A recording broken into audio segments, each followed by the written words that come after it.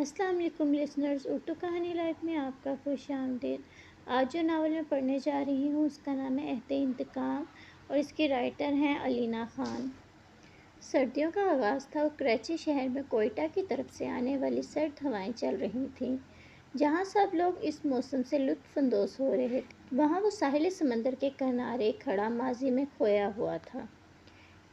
کیوں مار رہے ہو، جانے دو مجھے، میرے ماما بابا کو، وہ بچہ روتے چیختے ہوئے کہہ رہا تھا، مگر ان لوگوں پر اس کی چیخ و پکار کا کچھ اثر نہ ہو رہا تھا۔ افندی تو ہمارے ساتھ کام نہیں کرنا چاہتا تھا نا؟ اب دیکھ، اس کام میں ہم تیرے بیٹے کو استعمال کریں گے، ہا ہا۔ ایک آدمی نے بے ہنگم طریقے سے ہنستے ہوئے کہا۔ بچہ ایک پل کو ان لوگوں کی بات سن کر سہم گیا تھا، مگر ان لوگوں کو آپس میں گفتگو کرتے دیکھ وہ قریب موجود گھنے درخت پر چڑھ گیا۔ کہاں گیا وہ لڑکا؟ ڈھونڈو اسے، وہ ہمارے ہاتھ سے نکلنا نہیں چاہیے، جلدی ڈھونڈو اس کو، اس سے پہلے کوئی یہاں آ جائے۔ وہ آدمی غصے اور پریشانی کے میلیوں جلو تاثرات سے ٹن ٹن ٹن۔ موبائل کی بیل نے اس کی سوچوں میں ارتعاش پیدا کیا۔ ہیلو، فون اٹھاتے اس نے بولا، مگر دوسری جانب کی بات سن کر اس کے ماتھے پر بل پڑ گئے۔ وہ اپنے دوستوں کے ساتھ کینٹین میں آ کے بیٹھی تھی۔ آج تو سر نے لگتا ہے قسم کھائی ہوئی تھی کہ سارا چیپٹر پڑھا دینا ہے، اس کی ایک دوست ہانیہ نے کہا۔ شکر ہے کہ لیکچر کا ٹائم ختم ہو گیا تھا، ورنہ مجھے تو بہت بھوک لگ رہی تھی، اس کی دوسری دوست نے منہ میں لیس رکھتے ہوئے کہا۔ ہاں، تمہیں تو ہر وقت کھانے کی ہی پڑی ہوتی ہے موٹی، اس نے اپنی دوست سمین کو ہنستے ہوئے بولا جو اس وقت کھانے میں مصروف تھی۔ بالکل ٹھیک کہا انو، اسے کھانے کے سوا کچھ نہیں آتا۔ ہنا نے بھی اس کا مذاق اڑاتے ہوئے کہا۔ کیسی دوستیں ہو تم لوگ، اب میں تم لوگوں سے بات نہیں کروں گی، سمین نے روٹھتے ہوئے کہا۔ ہائے میری بیبی کو برا لگا، ہی ہی۔ ہانی نے سمین کو بچوں کی طرح پچکارتے ہوئے کہا، جس پر سمین سمیت ان سب کی ہنسی کینٹین میں گونجی۔ اچھا اب جلدی کرو میم، انم کا لیکچر شروع ہونے والا ہے، انہوں نے اپنی ریسٹ واچ پر ٹائم دیکھتے ہوئے بولا۔ اس کی بات سن کے وہ سب کلاس لینے کے لیے اپنی کتابیں اٹھانے لگیں۔ ہم آج رات سامان دبئی نہیں بھیج سکتے، ان لوگوں کی ہم پر کڑی نظر ہے، آدمی نے اپنے سامنے موجود دوسرے آدمی سے کہا۔ مگر سرکار، شیخ کو تو آپ نے آج رات کا بولا تھا، اس آدمی نے ڈرتے ڈرتے اپنے سرکار کو کہا جو غصے میں ادھر ادھر کمرے میں چکر لگا رہا تھا۔ شیخ سے میں بات کر لوں گا، تم جا کر اپنا کام کرو، اس کے سرکار نے غصے میں پھنکارتے ہوئے کہا۔ کہاں ہے وہ؟ اسے جلدی بولو یہاں پہنچے، جنرل نے اپنے سامنے کھڑے کمانڈر حذیفہ سے کہا۔ سر میں نے اسے فون کر دیا ہے اور ساری صورتحال سے بھی آگاہی دے دی ہے، کمانڈر حذیفہ نے جنرل کو بتایا، اور وہ دونوں بیسمنٹ میں موجود میٹنگ روم کی جانب چل پڑے۔ کچھ دیر بعد دروازہ کھولنے کی آواز پر جنرل نے دروازے کی طرف دیکھا، جہاں وہ فوجی وردی میں کھڑا تھا۔ اس کی بھوری آنکھیں لال ہو رہی تھیں، ہلکے بھورے بال بیچ کی مانگ نکال کے سلیقے سے کنگھی کیے، وردی کے ہاف سلیوز ہونے کی وجہ سے اس کی کسرتی بازویں نظر آ رہی تھیں، اس کی گندمی رنگت پر یہ خاکی وردی بہت جچ رہی تھی۔ اس نے کمرے میں داخل ہوتے ساتھ جنرل کو سلوٹ کیا اور اونچی آواز میں سلام کیا۔ ہائم کے ساتھ والی کرسی پر بیٹھ گیا۔ کہاں تھے تم؟ کب سے تمہارا انتظار کر رہے تھے ہم، ہائم نے اس کے بیٹھتے ہی سرگوشی میں پوچھا۔ کہیں نہیں، فون سنتے ہی فوراً آ گیا۔ اس نے ہائم کو اپنی طرف گھورتے ہوئے دیکھا تو گویا اب تو آ گیا ہوں نا، اب کیا مسئلہ ہے؟ اس کا انداز کافی جھنجھلاہٹ والا تھا۔ عمران اور اس کے آدمیوں کو اندازہ ہو گیا ہے کہ ہم ان کی طاق میں ہیں، جو سامان ان لوگوں نے کل دبئی بھیجنا تھا وہ نہیں بھیج رہے۔ میجر جنرل حمدان صاحب نے ان کو ارجنٹ میٹنگ کی وجہ بتائی۔ اب ہمیں اس کے اگلے قدم تک بہت محتاط رہنا ہوگا، وہ جلدی ہی سامان دبئی کے لیے روانہ کرے گا، جنرل صاحب نے بات جاری رکھتے ہوئے کہا۔ لیکن میں اب اور انتظار نہیں کروں گا، اس شخص کو اس کے انجام تک میں خود پہنچاؤں گا۔ جنرل کی بات سن کر وہ ایک دم تیش سے بولا۔ سب نے اسے دیکھا جو اچانک غصے میں بولا تھا، اس کی بھوری آنکھوں میں خون اترا ہوا تھا۔ کمانڈر، ہمیں بہت محتاط ہو کے یہ کام کرنا ہوگا، اس طرح غصے میں ہمیں صرف نقصان ہوگا، جنرل نے اس کو سمجھاتے ہوئے کہا، جو اپنے غصے میں سب کچھ تباہ کرنے کو تیار تھا۔ اوکے، جنرل کی بات سن کے اس نے لب بھینچتے ہوئے کہا۔ کھڑکی میں کھڑی آسمان پر نظر جمائے نہ جانے وہ کہاں گم تھی۔ ہوا میں خنکی ہونے کی وجہ سے لاہور کی راتیں دن کی بدولت زیادہ ٹھنڈی تھیں۔ ہوا سے اس کے بالوں کی لٹیں بار بار اس کے چہرے کو چھو رہی تھیں، مگر وہ تو جیسے تاروں بھرے آسمان میں کیا تلاش کر رہی تھی۔ بیٹا وہاں کیوں کھڑی ہو اور ابھی تک سوئی کیوں نہیں؟ کوئی پریشانی سے کیوں کھڑی ہو؟ ٹھنڈ لگ جائے گی۔ بی جان نے اس کے کمرے میں روشنی دیکھی تو اس کے کمرے میں آ گئی اور اسے کھڑکی کے پاس کھڑے دیکھ کے تفتیش سے پوچھا۔ بی جان کی آواز پہ وہ چونکی، پھر مڑ کر انہیں دیکھا جو اس کے بیڈ پر آ بیٹھی تھیں۔ اس سال بھی وہ نہیں آیا بی جان؟ اس نے بی جان کی گود میں سر رکھ کر کہا۔ تم جانتی تو ہو بچپن سے وہ کتنا ضدی ہے۔ جب تک اس کا اپنے باپ سے کیا ہوا وعدہ پورا نہیں ہوگا وہ سکون کا سانس تک نہیں لے گا۔ بی جان نے پری کے بالوں میں نرمی سے انگلیاں چلاتے ہوئے افسردگی سے کہا۔ اب تم سو جاؤ، اس کے بارے میں زیادہ پریشان نہ ہو۔ بی جان نے پری کے اوپر کمبل ڈالتا اور لائٹ آف کرتی کمرے سے چلی گئی۔ انفال ڈرائیور کے انتظار میں کھڑی تھی۔ ہنا آج چھٹی پر تھی اور ہانی اور سمین کو لینے آئے تو وہ چلے گئیں۔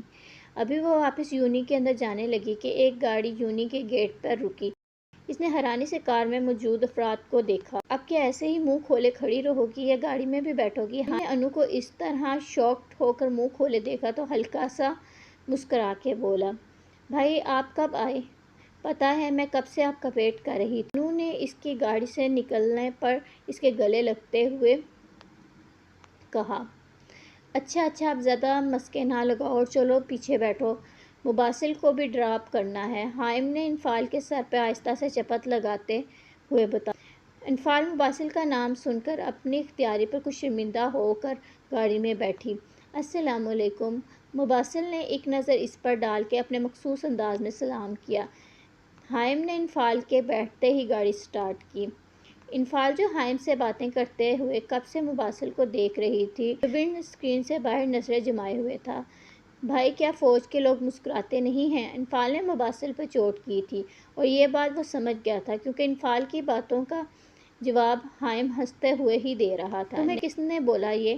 اور میں تو کب سے تمہارے ساتھ مسکراتے ہوئے جواب دے رہا ہوں۔ حائم نے اس کے اس طرح اچانک سوال پر چونک کر کہا۔ نہیں کسی نے نہیں، میں تو ایسے ہی پوچھ رہی تھی، انفال نے اس کی بات پر گھبرا کے کہا۔ حائم نے ایک بیکری کے سامنے گاڑی روکی اور اتر کے بیکری میں چلا گیا۔ حائم کے جانے کے بعد اس نے ایک نظر سامنے بیٹھے شخص کو دیکھا جو ونڈ اسکرین سے باہر دیکھ رہا تھا۔ آپ اتنا روڈ کیوں رہتے ہیں؟ مطلب ہر وقت آپ کے چہرے پہ اتنی سنجیدگی رہتی ہے؟ بہت ہمت کر کے اس نے اپنے دل میں اٹھتے سوال کو پوچھا۔ اس نے بیک وے مرر سے پیچھے بیٹھی لڑکی کو دیکھا۔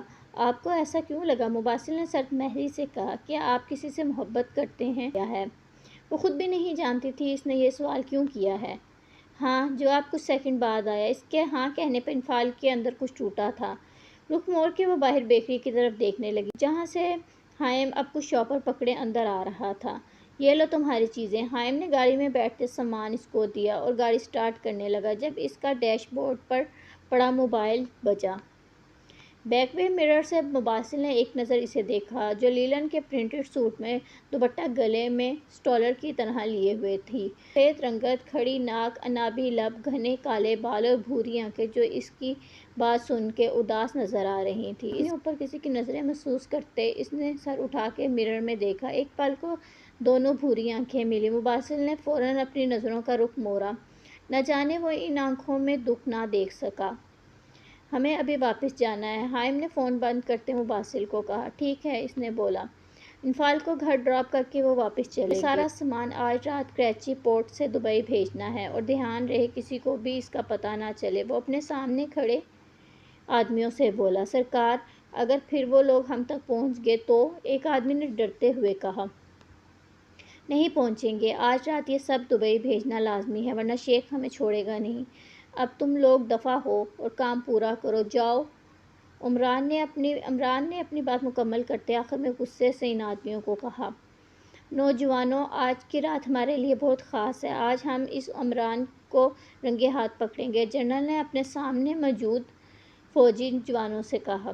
کراچی پورٹ سے آج منشیات اور اسمگلنگ کا سامان دبئی جائے گا اور اس سے پہلے ہمیں ان لوگوں کو پکڑنا ہے۔ انہوں نے تمام جوانوں کو بریف کرتے ہوئے کمانڈو عثمان، ہادی، کامران، آپ لوگ پیچھے سے فوجی جوانوں کے ساتھ حملہ کریں گے۔ مباسل، حائم، اویس، آپ لوگ آگے سے جائیں گے اور حذیفہ عدیل جوانوں کے ساتھ باہر نظر رکھیں گے۔ جنرل حمدان صاحب نے ان کو ان کی پوزیشن کے بارے میں بتایا۔ پاکستان زندہ آباد! سب نے یک زبان ہو کر نعرہ لگایا اور باہر کی طرف بڑھے جہاں ان کی گاڑیاں سب تیار تھیں۔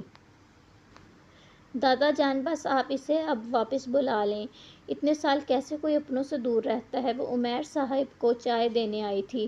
انہیں فارغ دیکھ کے اس نے خفگی سے کہا، وہ نہیں آئے گا جب تک اپنے والدین سے کیا عہد نہ پورا ہو جائے۔ انہوں نے سرد آہ بھرتے ہوئے بولا، وہ خود چاہتے تھے کہ اب وہ واپس آ جائے۔ کیا ہم سے ملنے بھی نہیں آ سکتا وہ؟ میں جانتی ہوں یہ وعدہ پورا کرنا ضروری ہے، لیکن کم از کم وہ ہر مہینے نہ صحیح سال میں 1-2 بار آ جائے۔ پریسا کے چہرے پر خفگی صاف ظاہر ہو رہی تھی۔ اچھا، آپ پریشان نہ ہوں، میں بات کروں گا اس سے۔ انہوں نے پری کو اپنے ساتھ لگاتے ہوئے دلاسا دیا کیونکہ وہ جانتے تھے وہ ان کی ایک نہیں سنے گا۔ جلدی سب کنٹینرز میں لوڈ کرو اس سے پہلے کوئی یہاں آ جائے، وہ آدمی غصے اور پریشانی سے بولا۔ ابھی وہ سامان لوڈ کر رہے تھے کہ سامنے سے ایک گولی اڑتی ہوئی ایک آدمی کے پاؤں میں لگی اور اس کی چیخ بلند ہوئی، ہینڈز اپ! خود کو اور سامان کو ہمارے حوالے کر دو، بھاگنے کی کوشش نہ کرنا ورنہ مارے جاؤ گے۔ تم لوگ چاروں طرف سے گھیرے جا چکے ہیں۔ ایک کمانڈر نے آگے آتے ہوئے ان آدمیوں کو وارننگ دی۔ ہا ہا ہا، ہم یہ تمہارے حوالے نہیں کریں گے اور ہمیں اندازہ تھا تم لوگ یہاں ضرور آؤ گے، ان میں سے ایک آدمی نے عجیب طریقے سے ہنستے ہوئے کہا۔ گولی کی آواز گونجی اور اس آدمی کی بازو کو چیرتی ہوئی نکلی۔ چلنے پہ وہ آدمی وہاں سے بھاگنے لگے جب چاروں طرف سے گولیوں کی آوازیں آنے لگیں۔ سب برباد کر دیا تم لوگوں نے۔ اب میں شیخ کو کیا جواب دوں گا؟ کن نکمے آدمیوں کو میں نے یہ کام دیا ہے جو ان فوجیوں کی نظروں سے نہ بچ سکے؟ عمران نے اس زخمی آدمی کو دیکھ کے پھٹکارا۔ ان لوگوں نے سب سمگلنگ کا سامان قبضے میں لے لیا ہے اور سب بچوں اور لڑکیوں کو بھی بازیاب کروا لیا ہے۔ ایک اور آدمی نے ڈرتے ہوئے اپنے سرکار کو بتایا جو غصے اور طیش میں ادھر ادھر چکر لگا رہا تھا۔ دفعہ ہو جاؤ، کسی کام کے نہیں ہو تم لوگ، اب میں خود کچھ کروں گا، وہ ایک بار پھر پھٹکارتے ہوئے بولا۔ وہ چاروں یونی کے گراؤنڈ میں بیٹھی تھیں۔ سمین اور ہانی ایک ناول پڑھنے میں مصروف تھی اور ہینا انگلش کے نوٹس بنا رہی تھی، جبکہ وہ نہ جانے کدھر کھوئی ہوئی تھی۔ انو یار، اس طرح منہ پھلا کے کیوں بیٹھی ہو؟ ہینا نے اس سے پوچھا۔ وہ کب سے انفال کو پریشان دیکھ رہی تھی۔ ہینا کے سوال پر وہ خیالوں سے باہر نکلی۔ مباسل، کل بھائی مجھے لینے آئے تھے اور ساتھ وہ بھی تھا۔ اس نے اپنی پریشانی ظاہر کی۔ اوہ! ان تینوں نے اس کو دیکھتے ہی معنی خیزی سے کہا۔ پھر تم نے اس سے بات کی؟ سمین نے اسے چھیڑا۔ ہاں، کچھ سوچ کر وہ بولی۔ واہ بھائی، اچھا، کیا بات کی؟ ہانی نے اس کی ہاں بولنے پر پوچھا۔ یہی کہ وہ ایسا کیوں ہے، کہیں اسے کسی سے محبت تو نہیں؟ انفال نے تھوڑا جھجک کے بتایا۔ پھر وہ تینوں ایک ساتھ بولی۔ ہاں، یہ بتاتے نہ جانے کیوں اس کی آواز بھر آئی۔ ایسا کچھ نہیں ہوگا، کیا پتہ اس نے صرف تمہیں ٹالنے کے لیے بولا ہو۔ ہینا نے اسے سمجھایا۔ وہ اپنی دوست کو اس طرح نہیں دیکھ سکتی تھی۔ ہینا کی بات سن کے وہ صرف سر ہلا کر رہ گئی کیونکہ اب وہ اس کے بارے میں بات نہیں کرنا چاہتی تھی۔ ان لوگوں نے اسمگل شدہ مال اور بازیاب کرائے ہوئے بچے اور لڑکیوں کو حکومت کے حوالے کر دیا۔ شاباش جوانوں، اب بس ہمیں عمران کو پکڑنا ہے کیونکہ اب وہ چین سے نہیں بیٹھے گا۔ میجر نے سب کو شاباش دیتے ہوئے کہا۔ اب ہمیں انتظار کرنا ہوگا، بہت جلد وہ دوبارہ سامان بھیجے گا اور اب کی بار ہم اس کے اڈے پہ حملہ کریں گے، جنرل نے کہا۔ انشاءاللہ اس بار ہم اس کو اس کے انجام تک پہنچائیں گے، اس نے کہا۔ پاک فوج زندہ باد، پاکستان پائندہ باد! سب نے یک زبان ہو کر نعرہ لگایا۔ وہ دونوں اپنے اپارٹمنٹ میں بیٹھے کام کر رہے تھے۔ حائم کافی بنا کے لایا تو اسے دیکھا تو پتہ نہیں کون سی دنیا میں کھویا ہوا تھا۔ کہاں کھوئے ہوئے ہو؟ میں اتنی دیر سے یہاں بیٹھا ہوں اور تم تو پتہ نہیں کدھر کھوئے ہوئے ہو، حائم نے اسے کہا جو سوچوں میں گم تھا۔ جب سے عمران کا کیس شروع ہوا ہے تم گھر جانا تو دور، فون بھی نہیں کرتے، حائم نے تشویش سے پوچھا۔ میں جب تک اپنے والدین سے کیا عہد نہ پورا کر لوں گھر نہیں جاؤں گا، اس نے سامنے دیوار کو گھونٹتے ہوئے کہا۔ تم مجھے بھی نہیں بتاؤ گے کہ کیا ہوا ہے؟ حائم خفگی سے بولا۔ کیا کرو گے جان کے؟ اس کی آنکھوں میں خون اترا ہوا تھا۔ 6 سال پہلے اس نے آرمی جوائن کی تھی اور صرف حائم سے دوستی تھی جس میں زیادہ ہاتھ حائم کا ہی تھا۔ ہم لوگ شہر میں رہتے تھے، دادا اور دادی گاؤں میں رہتے تھے۔ میں 10 سال کا تھا، ہم گاؤں جا رہے تھے، میری بہن مہینہ پہلے ہی دادا کے ساتھ گاؤں چلی گئی تھی۔ گاؤں لاہور سے 2-3 گھنٹے دور تھا۔ ابھی ہم لوگوں کو 1 گھنٹہ ہوا تھا جب کی آواز آئی اور ہماری گاڑی لڑکھڑائی تھی۔ بابا نے فوراً بریک لگا کر گاڑی روکی۔ وہ سانس لینے کے لیے رکا، نظریں اپنے ہاتھ پر جمائے اس نے دوبارہ بولنا شروع کیا۔ کچھ آدمی ہماری گاڑی کو گھیرے کھڑے تھے۔ ایک آدمی نے گاڑی کا دروازہ کھول کے بابا کو باہر نکالا۔ ہمیں وہ ڈاکو لگے تھے۔ پھر ان لوگوں نے ماما اور مجھے باہر نکالا۔ تم نے میرے ساتھ کام کرنے سے منع کر کے خود اپنے پاؤں پہ کلہاڑی ماری ہے، اب دیکھ میں کیا کرتا ہوں، ہا ہا۔ ایک آدمی نے عجیب طریقے سے ہنستے ہوئے میرے بابا کو بولا۔ عمران جانے دو مجھے، بابا نے اس آدمی سے کہا۔ ان لوگوں نے میری آنکھوں کے سامنے میرے بابا کو قتل کر دیا۔ میرے رونے چیخنے کا اس پہ کچھ اثر نہ ہوا۔ یہ بتاتے اس کی آنکھیں ضبط سے لال ہو گئیں۔ میں ان لوگوں کی نظروں سے بچ کے قریب موجود گھنے درخت پہ چھپ گئی۔ تو ہمارے ساتھ کام نہیں کرنا چاہتا تھا نا؟ دیکھ، اس کام میں ہم تیرے بیٹے کا استعمال کریں گے، ہا ہا۔ وہ آدمی عمران تھا جو میرے بابا کی لاش کے قریب بیٹھا بے ہنگم طریقے سے ہنستے ہوئے بولا۔ اس کی بات سن کے میں سہم گیا اور اللہ سے مدد کی دعا کرنے لگا۔